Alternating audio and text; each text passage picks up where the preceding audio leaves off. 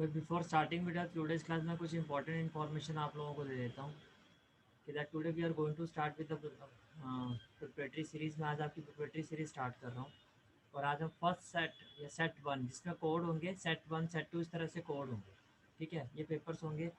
जो आपका बैच है अकाउंट्स का बैच, उसमें भी आपको ये पेपर जो है आपका अकाउंट्स का बैच जैसे आप ओपन करोगे तो वहाँ पे जो आपका स्टडी मटेरियल है, जो आपका अकाउंट्स के बैच में स्टडी मटेरियल है, वहाँ पे ये पेपर आपको अपलोडेड मिलेगा। पेपर अपलोडेड किस तरह से होगा मैं ये भी समझा देता हूँ। पहले सारे क्वेश्चन पेपर होगा और उसके बाद उसके सॉल्यूशंस होंगे। पेपर सारा मैं आपके साथ डिस्कस करूँगा। जैसे अब आज शुरू हो गया पेपर अपलोडेड हो जाएगा। प्लस मैं कोशिश करूँगा कि व्हाट्सएप में भी मैं आपको शेयर कर दूँ। व्हाट्सएप में शेयर करने का मेरा मोटिव ये होगा कि कुछ बच्चे ऐसे होते हैं जो लैपटॉप पे पीसी से पढ़ने में कन्वीनियंट फील होता है, तो उनको फाइल ओपन करना लैपटॉप में ईजी रहता है रादर देन इन फ़ोन। तो व्हाट्सएप में भी जो आपका ग्रुप है वहाँ पे पेपर शेयर होगा, आपको प्रॉपर पेपर मिलेगा सेट वन। राइट। तो इसमें आपको क्या करना है कि जैसे जैसे मैं क्वेश्चंस करवाता जाऊंगा आपका एक इंपॉर्टेंट सेट कवर होता जाएगा। आपको साथ साथ में रिवीजन लेके चलना है और जब पेपर्स आपको शेयर कर दिया जाएगा तो before the next class of preparatory series. Next class का मतलब जैसे आज आपकी प्रिपरेटरी सीरीज की क्लास है, तो नेक्स्ट क्लास जो होगी आपकी वो चैप्टर जो आपकी बैच क्लास होती है, चैप्टर वाइज रिवीजन की क्लास होगी, चैप्टर रिवीजन। उसके बाद नेक्स्ट क्लास फिर ऑल्टरनेट क्लासेस होंगी अब आपकी। जैसे आज प्रिपरेटरी सीरीज की क्लास है, फिर आपका चैप्टर वाइज जो चल रहा है आपका सिलेबस उसकी क्लास होगी, फिर प्रिपरेटरी सीरीज, फिर चैप्टर वाइज, ऐसे आपका ऑर्डर चलेगा। एक क्लास छोड़ के एक क्लास, इस तरह से अब आपकी क्लासेस चलेंगी। राइट। प्लस आपका सभी सब्जेक्ट्स का, चाहे वो आपका मैथ्स है, अकाउंट्स है, इको है, बीएसटी है, सभी का आपका एक रिवीजन बैच बनाया जाएगा। जैसे आपका इको और बीएसटी का जो रिवीजन बैच है वो ऑलरेडी मैंने बना दिया है। रिवीजन बैच में क्या होगा कि जो चैप्टर, जैसे कि मान लो ये चैप्टर वाली क्लास है, इस चैप्टर में जिस चैप्टर का डिस्कशन होना उस चैप्टर की जो वीडियोस हैं वो सारी अपलोडेड कर दी जाएंगी, ताकि आपको बता दिया जाएगा कि भाई आपने 1 2 3 आपको टारगेट्स दिए जाएंगे कि ये जो लेक्चर्स अपलोडेड किए गए हैं इसके 3 लेक्चर्स, फर्स्ट 3 लेक्चर्स का जो होगा एनालिसिस होगा इस क्लास में। तो आपको तीनों लेक्चर जो है रिकॉर्डिंग से प्रिपेयर करने हैं, यानी कि वहाँ तक के जो भी कंसेप्ट है वो सारे आपको प्रिपेयर करने हैं। ठीक है। रिवीजन के जो आपके अलग से बैचेस होंगे और नॉर्मल बैचेस आपके अलग से रहेंगे, सो दैट कोई कंफ्यूजन ना हो। ओके। यार आज मैं आपका फर्स्ट पेपर स्टार्ट कर रहा हूँ अकाउंट्स का। This is the first paper. Paper जो आपके सारे न्यू फॉर्मेट में है, 2020 to 21। तो न्यू फॉर्मेट में जिस भी तरह का आपका पेपर आएगा, ये बहुत ज़रूरी है पेपर्स को सॉल्व करना, सो दैट आपको आइडिया इसी से मिलेगा कि पेपर का जो लेवल होगा, पेपर किस तरह से आना है, सो दैट जब आपकी टेस्ट सीरीज स्टार्ट हो तो आप अच्छे से उसके लिए तैयार हो जाओ। देखो फर्स्ट क्वेश्चन क्या है आपका, पहले मैं आपको थोड़ा सा ब्रशअप करवा देता हूँ।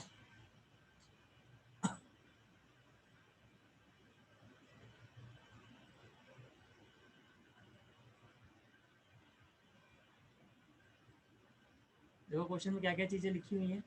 फर्स्ट पॉइंट क्या है, this question paper comprises of two parts, A and B. There are 32 questions in the question paper. All questions are compulsory.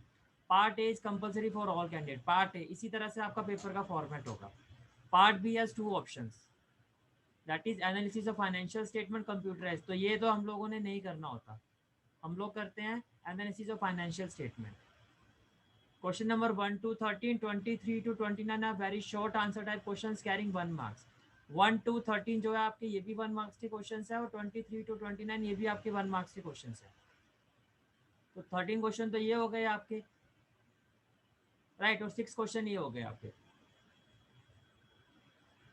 तो टोटल आप देख सकते हो जो आपके 19 क्वेश्चन है ये 1 मार्क्स के ही हैं आपके। 14 to 30, 14 question number 14 and 30 are short type answer carrying 3 marks. 14 और 30th क्वेश्चन ये आपका 3 मार्क्स का, तो 2 क्वेश्चन आपके हो गए 3 मार्क्स के। क्वेश्चन नंबर 15 to 18 एंड 31, 15 16 17 18, 4 और 1 5, 5 क्वेश्चन आपके हो गए 4 मार्क्स के। 5 क्वेश्चन आपके हो गए 4 मार्क्स के। And then 19 20 and 32 are long answer type question carrying 6 marks. तो 3 क्वेश्चन हो गए आपके 6 मार्क्स के।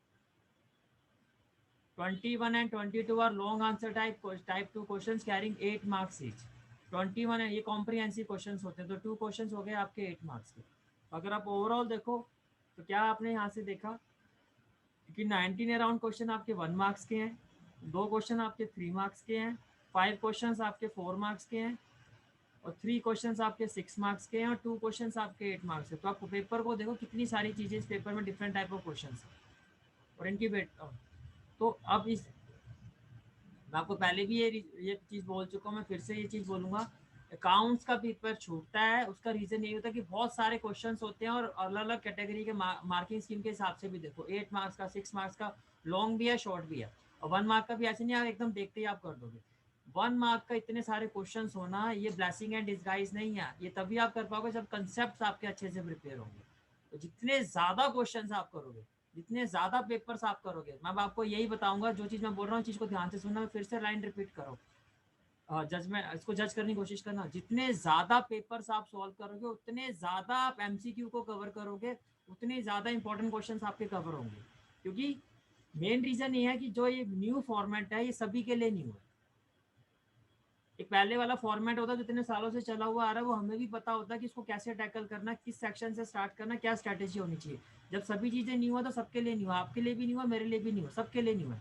तो उसको एड्रेस करने के लिए, उसको क्रैक करने के लिए कि क्या इसका वे होना चाहिए पेपर्स को डील करने का, किस स्ट्रैटेजी से हम लोग आगे जाएंगे, उसका एक ही मेथड है, ज़्यादा से ज़्यादा पेपर्स को सॉल्व करना। जितने ज़्यादा पेपर सॉल्व करोगे, फिर जितने ज़्यादा टेस्ट सीरीज में उनके टेस्ट होगे, अपने आप यूज टू हो जाओगे, आपको लिए बिल्कुल नॉर्मल सी चीज़ होगी। बोर्ड का क्वेश्चन इसी तरह का एक पेपर होगा जो आप रोज घर पे कर रहे हो। इस लेवल पर अब आपको अपनी प्रैक्टिस को लेके जाना। तो सभी सब्जेक्ट्स में टेस्ट सीरीज शुरू इतनी आप ये जो मैंने आपको कहा था कि मैं फैप से, आप ये भी कह सकते हैं अकाउंट्स का हमारा एक चैप्टर अभी बचा हुआ है, एनपीओ, डजेंट मैटर बचा हुआ नहीं बचा, उसके कोई क्वेश्चन आएगा तो मैं उसको ऑल्टर कर दूंगा। अगर मुझे लगा ये चीज़ अभी हमने नहीं किया तो उसको मैं होल्ड पे डाल दूंगा, जब वो चीज़ें हो जाएंगी तभी आपको करवाई जाएंगी। ठीक है, तो मैं स्टार्ट कर रहा हूँ आपके साथ। पहले तो 1 to 13 आपने देख लिया है कि 1 to 13 आपका जो है, yes, question number 1, in the absence of partnership deed profit sharing ratio will be. अगर पार्टनरशिप डीड ना हो तो प्रॉफिट कैसे आपका शेयर होता है? अगर आता है तो फटाफट raise your hand.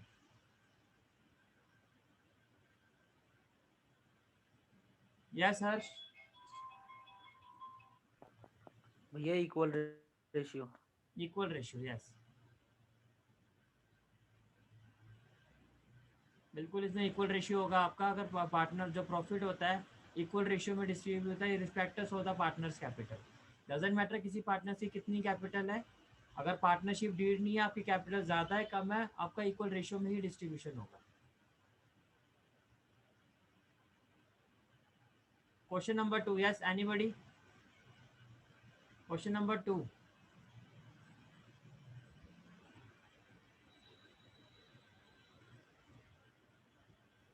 old profit sharing. okay, anybody? If new partner is admitted during the year, the profit for the year should be divided between। अगर कोई पार्टनर, पहले तो क्वेश्चन का मतलब समझो क्या है। अगर कोई पार्टनर साल के बीच में आता है, किसी पार्टनर ने, कोई नया पार्टनर आया साल के बीच में, तो प्रॉफिट किस तरह से डिवाइड करोगे? आप प्रैक्टिकली सोच के देखो, जैसे कि मान लो 3 पार्टनर हैं, ए बी और सी, ऑलरेडी 3 पार्टनर्स हैं जो बिजनेस में है। एक न्यू पार्टनर आ गया डी, एक न्यू पार्टनर आ गया D.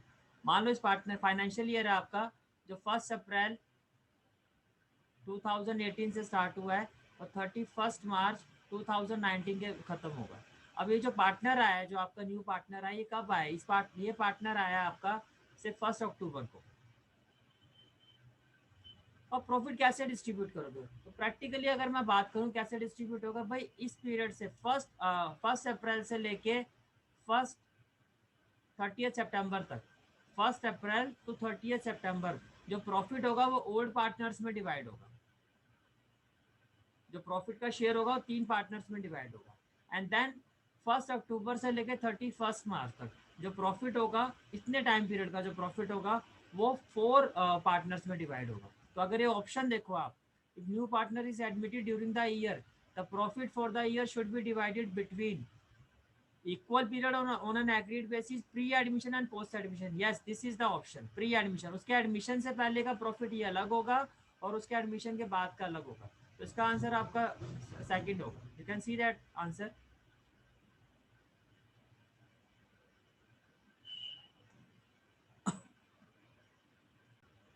See, the answer is pre-admission and post-admission. Reason: when a new partner is admitted in a partnership firm during the year, in between, in such a case, profit for that year should be divided into two parts. That is pre-admission and post-admission profit. Pre-admission profit belongs to the old partner in the old ratio, and post-admission profit will be shared by all partners, including new partner, in the new profit sharing ratio. Okay. Question number third. Yes, anybody? Question number third. Shareholders are members of the company. Company pay shareholders some amount. जब आप किसी company में invest करते हो, invest का मतलब उसके जब शेयर्स परचेज करते हो, तो कंपनी आपको क्या पे करती है? What is paid to the shareholder? Dividend, interest, salary or debenture? Yes, anybody? Company आपको क्या पे करती है? तो डिविडेंड। डिविडेंड। कंपनी आपको क्या पे करती है? डिविडेंड। तो जैसे आप किसी कंपनी के शेयर पे जब इन्वेस्ट करते हो उसको कहते हैं honours fund.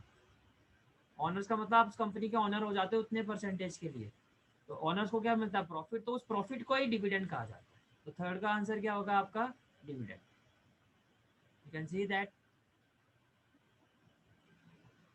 the dividend is paid to the shareholder. The dividend is paid to the shareholder in return to their capital subscribed in the company. Interest is paid to the debenture holder.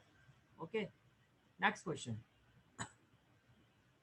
ये question आपका NPO का है। जितना हमने NPO किया उतना, जितना concept हम एनपीओ का कर चुके हैं, on the basis of that you can answer this question. Specific donation मैंने आपको बताया था क्या होता है। किसी पर्टिकुलर चीज के लिए जब डोनेशन, जैसे मैंने कहा डोनेशन फॉर बिल्डिंग, मैंने कहा डोनेशन फॉर लाइब्रेरी, मैंने कहा donation for tournament, donation for pavilion. अब ये सारी चीजें कहाँ पर शो कर देते? मैंने कहा था फंड बेस्ड अकाउंटिंग होती है एनपीओ की, और जितने भी जनरल फंड, स्पेसिफिक फंड्स होते हैं, इनको बैलेंस शीट में शो किया जाता है।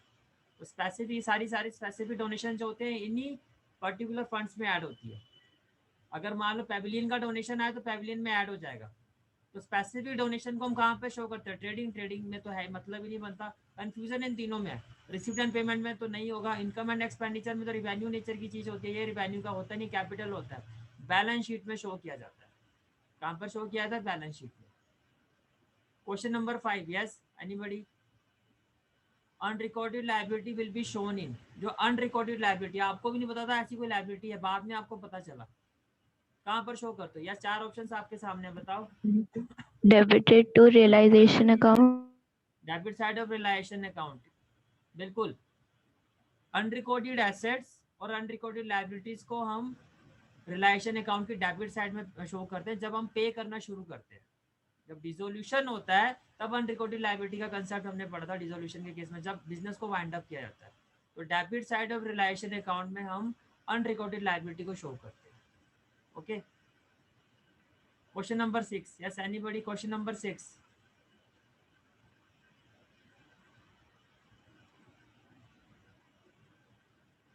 क्वेश्चन नंबर 6,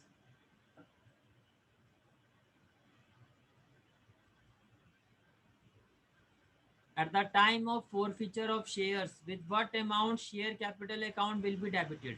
जब शेयर्स को फॉरफिट किया जाता है तो किस अमाउंट से शेयर कैपिटल को डेबिट किया जाता है?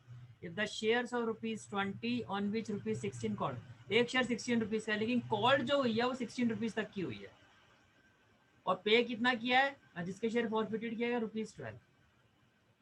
तो जो आप फॉरफिचर की एंट्री बनाते हो, share capital account debited, share capital account debited, तो इसमें क्या आता है? मैंने इसका कंसेप्ट आपको बताया था। नंबर ऑफ शेयर्स फॉरफिटेड, कितने अमाउंट से डेबिटेड होगा? Number of shares forfeited into called up value. अब बताओ क्या आना चाहिए यहाँ पर? कॉल्ड अप कहाँ तक हुई है?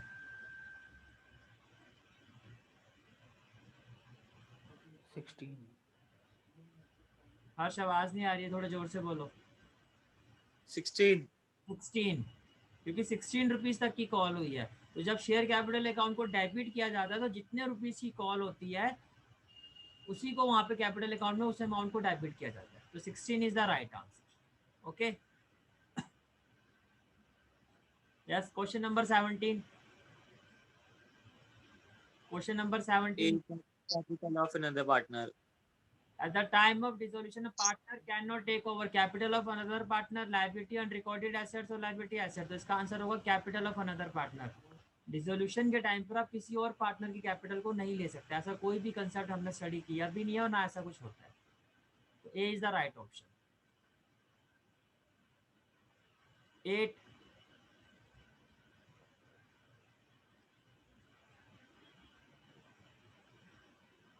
फोर्थ ऑप्शन भी दिखा देता हूँ. Yes, market. Okay. Anybody has any other answer? भाई थोड़ा सा देखो. Old. पहले मान लो फर्नीचर की वैल्यू 1000 रुपीज थी, अब फर्नीचर की वैल्यू होगी 1200. जब आपने रिवैल्यूएशन किया, रिवैल्यूएशन कब होता है? या तो at the time of admission of partner या डेथ एंड रिटायरमेंट के टाइम पर होता है. ठीक है, तो आपने जब रिवैल्यूएशन करके देखा तो हमें ये पता चला कि जो फर्नीचर पहले 1000 रुपीज का था वो अब 1200 रुपये का हो गया. तो फर्नीचर यानी कि एसेट्स की वैल्यू हमारी इंक्रीज हुई है. कितनी से हुई है? 200 से. तो when revaluation account is prepared, the assets and liability appear in the balance sheet. तो जो आप उसमें अपीयर करेंगे वो 1000 रुपीज करेंगे 1200. तो उसको मार्केट वैल्यू नहीं कहते हैं, इसको रिवाइज्ड वैल्यू कहा जाता है. इसको क्या कहा जाता है? Revised value. इसको क्या कहा जाता है? आपका रिवाइज्ड वैल्यू. देखो फिर भी चेक कर लेते हैं. Yes, you can see that the balance sheet is prepared with the new values of assets and liabilities at the time of reconstitution of partnership firm. All assets and liabilities are shown at the revised value. Okay. Question number 9. On the death of a partner, जब किसी partner की death हो जाती है, the amount due to him will be credited to his. तो उसका amount किसको दिया जाता है उसके बिहाफ में? किसी पार्टनर की डेथ होने की सिचुएशन में किसको फिर वो पेमेंट की जाती है? जो उसका क्या होता है? एग्जीक्यूटर. जो उसका क्या होता है? Executor. On the death of a partner the amount due to him will be credited to his executor account. Okay, next.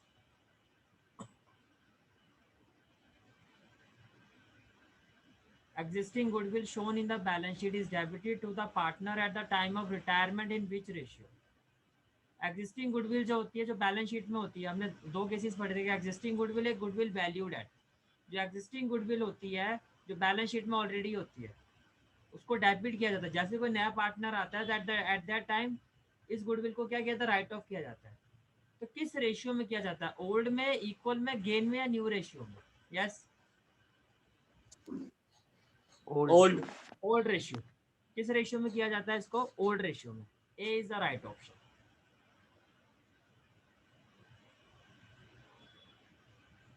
Question number 11.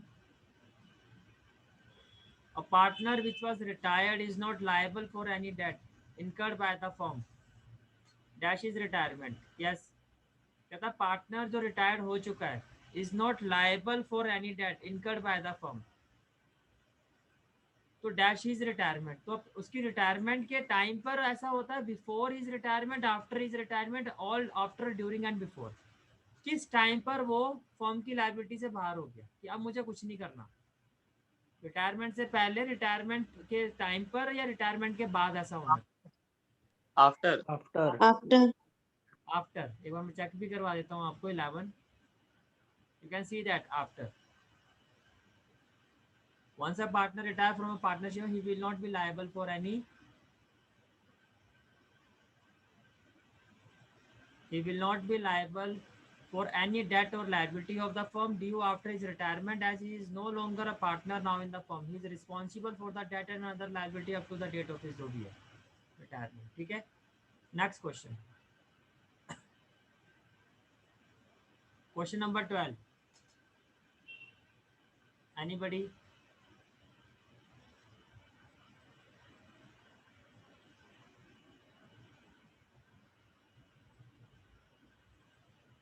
Question is dash goodwill should be recognized as an asset because it is not an identifiable resource controlled by an enterprise that can be measured reliably at cost. कौन सी ऐसी goodwill होती है जिसको major नहीं किया जाता, जिसको recognise नहीं किया जाता, भाई वो गुडविल होते हैं इंटरनली जनरेटेड। इसका रीजन क्या होता है? देखो, जो आपकी गुडविल होती है जिसको कंसीडर किया जाता है, जिसको रिकॉग्निशन मिलता है, जिसको हम शो करते हैं, वो ही होते हैं जिसमें मनी वैल्यू होती है, जो मॉनिटरी टर्म्स में मेजर की जाती है। जो इंटरनली जनरेट होती है, जो with in the business goodwill generate होते हैं इंटरनली, जैसे वर्ड आ गया ना इंटरनली, इसका मतलब इसमें कोई मनी वैल्यू नहीं है, इसमें कोई मनी वैल्यू का रेफरेंस नहीं होता।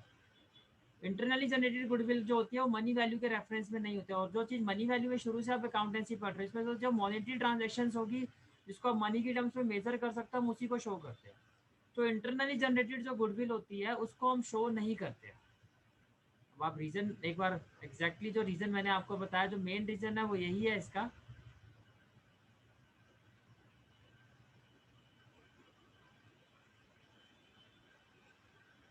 You can see that internally generated explanation as per the accounting standard 26 issued by ICAI regarding intangible assets, goodwill should be recorded in the book of account only when some money or money's worth is paid for it. जब आप उसके लिए पैसा पे करते हो, उसके regarding कोई वैल्यू पे करते हो, internally generated goodwill should not be recorded in the book because nothing is paid for it. इसको रिकॉर्ड में नहीं लिया जाता। Okay,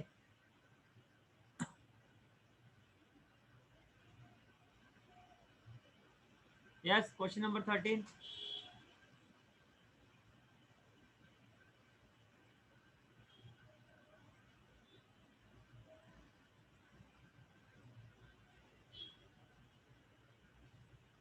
Question number 13. Question is, from the following, identify a situation when fixed capital of the partner may change. When drawings are made by the partner, कब fixed capital change होती है? When current accounts are opened, when there is a loss in the business, and when additional capital is introduced. तो किस situation में ऐसा होता है? We will say that when additional capital is introduced. Additional capital आने से आपकी जो fixed capital है वो increase हो जाती है। जो आपका आंसर होगा that will be 13.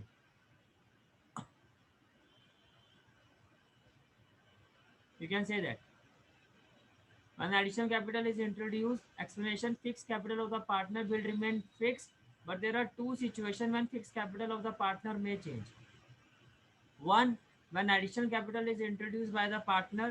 Two, when capital is withdrawn permanently under an agreement, amount withdrawn out of capital. Okay, जब ड्राइंग आउट ऑफ कैपिटल लिखा होगा तभी वो ड्राइंग मानी जाती है, अदरवाइज आउट ऑफ प्रॉफिट होता है। नॉर्मल केस में आउट ऑफ प्रॉफिट ही होता है, मैंने कंसेप्ट में भी क्लैरिफाई किया था आपको। Question number 14। Next question is question number 15 and the question is, the capital account of Molu and Golu showed a balance of rupees 40,000 and 20,000 as on April 1st 2016. Okay, April 1st 2016 को जो capital account है वो कितना show हो रहा है आपका? मोलू का कितना है? 40,000 और गोलू का कितना है? 20,000। और डेट क्या है? April 1st 2016। Okay, they share profit in the ratio 3:2, तो इनका प्रॉफिट शेयर भी गिवन है 3:2। They were allowed interest on capital, इनको इंटरेस्ट ऑन कैपिटल कितना दिया जा रहा है? 10% पर एनम, ठीक है। And interest on drawing at the rate of 12% per annum. Golu advance था लोन ऑफ रुपीज 10,000, गोलू ने लोन दिया है कितना? 10,000 का, to the firm on 1st August 2016। During the year Molu withdraw 1,000 per month in the beginning of every month. Molu ने withdraw किया, drawing किया in the beginning of every month, whereas Golu withdraw 1,000 per month at the end of every month. Profit for the year before the above mentioned adjustment was 20,950। आपको क्या क्या निकालना है? Calculate interest on drawing, show distribution of profit and partners capital account आपको prepare करना है। क्या क्या करना है? Interest on drawing, distribution of profit show करना है आपको, और पार्टनर्स कैपिटल अकाउंट प्रिपेयर करना है। एक एक करके करते हैं, नहीं तो खिचड़ी पक जाएगी। पहले इंटरेस्ट ऑन ड्राइंग देखो।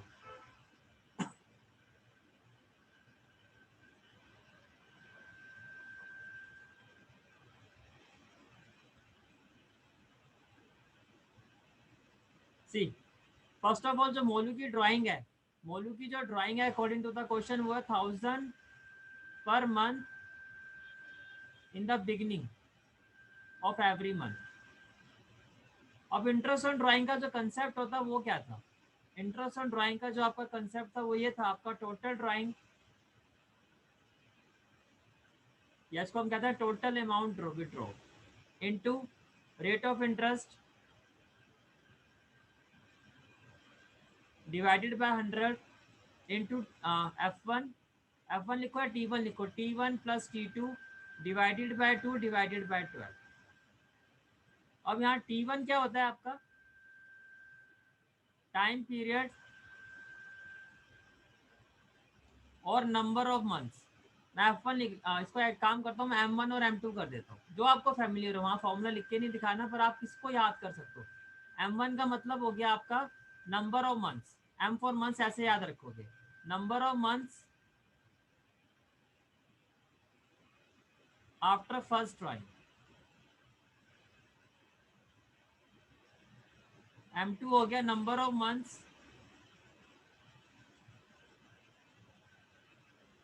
After last drawing. तो मोलू के केस में उसने हर महीने की बिगिनिंग में, इन द बिगिनिंग उसने ड्राइंग की है। तो अगर फाइनेंशियल ईयर में लेता हूँ तो फाइनेंशियल ईयर कौन सा होगा, 1 अप्रैल 2016 और एंडिंग डेट क्या होगी 31 मार्च 2017। Can I say that after first drawing means in the beginning of April month how many months left? Yes, M1 की वैल्यू क्या होगी, जब उसने फर्स्ट ड्राइंग की होगी मोलू ने, कब की होगी, अप्रैल मंथ की बिगिनिंग में, यानी कि 1 अप्रैल को फर्स्ट ड्राइंग हुई होगी। तो 1 अप्रैल से लेकर 31 मार्च तक कितने महीने हो गए, 12। तो M1 की वैल्यू तो होगी 12। M2 क्या है, number of months after last drawing. Last drawing उसने कब की होगी, लास्ट मंथ के बिगिनिंग में, मीन्स 1 मार्च को की होगी। तो अगर 1 मार्च को लास्ट ड्राइंग की है तो 1 मार्च से 31 मार्च तक कितने महीने हो गए, 1। तो M2 की वैल्यू होगी 1। अब ये वैल्यू जब आप इस फॉर्मूले में पुट करोगे तो क्या होगा, टोटल ड्राइंग, हर महीने आप 1000 रुपये विड्रॉ कर रहे हो, तो 12 महीने में कितना अमाउंट विड्रॉ किया होगा, 12,000। 1000 into 12 according to the question rate of interest on drawing कितना है 12%, तो 12/100 हो गया, rate of interest upon 100 into M1 कितना है आपका 12 plus M2 plus 1 divided by 2 and divided by 12। तो 12 प्लस 1 कितना हो जाएगा आपका 13, और ये भी डिनोमिनेटर है ये भी डिनोमिनेटर है, तो 2 इंटू 12 आपका एक साथ आ जाएगा। जब आप इसको सॉल्व करोगे व्हाट यू विल हैव, 12 से 12 कैंसिल हो जाएगा, 00 से 00 कैंसिल हो जाएगा, और 2 6 जा 12 हो जाएगा आपका, 13 6 जा 78 780 आंसर आ जाएगा। बताओ ये क्लियर हुआ या नहीं हुआ, किसी को डाउट है तो पूछ सकते हो, क्लियर है तो थम्स अप करो। ओके ध्रुव, अंजू, ये M1 समझा दो। कौन सा वाला, M1 M1 हर जब आप फर्स्ट ड्राइंग करते हो उसके बाद कितने महीने बचे होते हैं वो M1 होता है। आपने फर्स्ट ड्राइंग की बिगिनिंग ऑफ एवरी मंथ, आपने 1 अप्रैल 2016 को, जैसे साल स्टार्ट हुआ पहले महीने की बिगिनिंग में ही आपने फर्स्ट ड्राइंग कर दी। अब उस फर्स्ट ड्राइंग के बाद कितने महीने बचे, अप्रैल से लेकर मार्च तक पूरे 12 महीने बचे हुए। और M2 होता है number of months after last drawing. Last drawing आपने क्योंकि लास्ट मंथ की बिगिनिंग में, यानी कि 1 मार्च को, 1 मार्च के बाद कितने महीने बचा हुआ, 1 महीना। ओके, अब अगर ये क्लियर है आपको तो आप गोलू की इंटरेस्ट ऑन ड्राइंग बताओ कितना आएगा, गोलू के केस में इंटरेस्ट ऑन ड्राइंग कितना होगा। गोलू विड्रॉज 1000 पर month at the end of every month. जल्दी कैलकुलेट करो और बताओ मुझे कितना होगा एंड ऑफ एवरी मंथ के हिसाब से।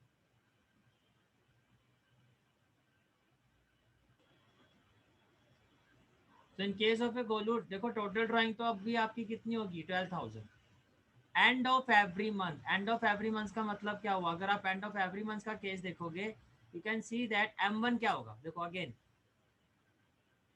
Time frame 1 April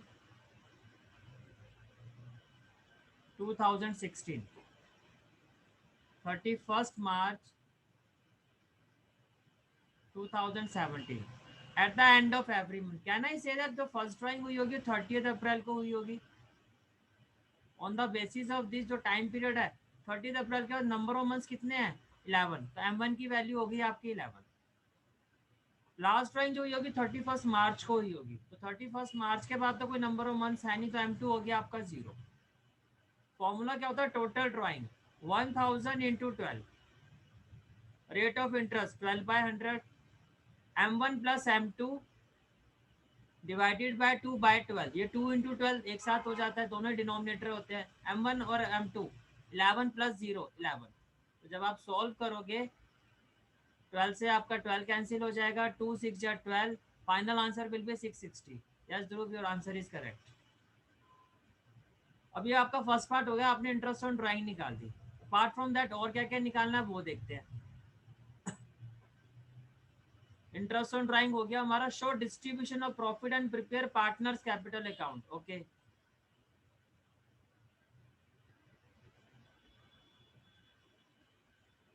distribution of profit का मतलब आपको क्या शो करना है, profit and loss appropriation account. आपको क्या बनाना है, profit and loss appropriation account. ये और वाला पार्ट है, ये वाला ये रहा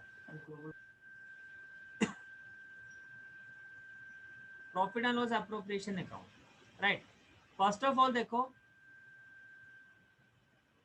bye profit and loss account जो नेट प्रॉफिट आपको गिवन था ये 20,950, इसमें से 400 क्यों माइनस किया हुआ, क्योंकि जो इंटरेस्ट होता है, अच्छा इंटरेस्ट कितना अगर स्पेसिफाई नहीं कर रखा हो तो कितना इंटरेस्ट हमें देना होता है पार्टनर को, कितना % आपको इंटरेस्ट देना होता है लोन पर।